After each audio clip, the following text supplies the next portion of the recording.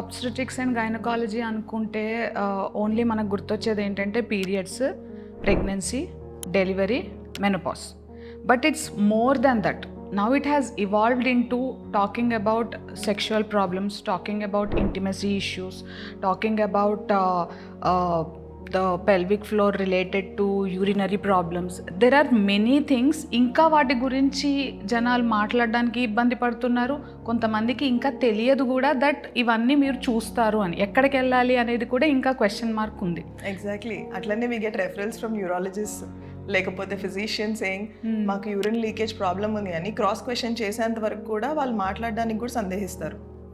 So gynaecologist has to create that space వాళ్ళకి మీరు మాట్లాడడానికి. అండ్ ఒక స్టడీలో ఎంత చూసినా కానీ జనాలకి మనం మాట్లాడి క్వశ్చన్స్ డాక్టర్ నుంచి వస్తే కానీ they are not ready to talk about anything. అది సెక్షువల్ పాయింట్ ఆఫ్ వ్యూ తీసుకోండి, లేకపోతే యూరినరీ ప్రాబ్లమ్స్ తీసుకోండి, పెల్విక్ హెల్త్ పర్సే తీసుకోండి.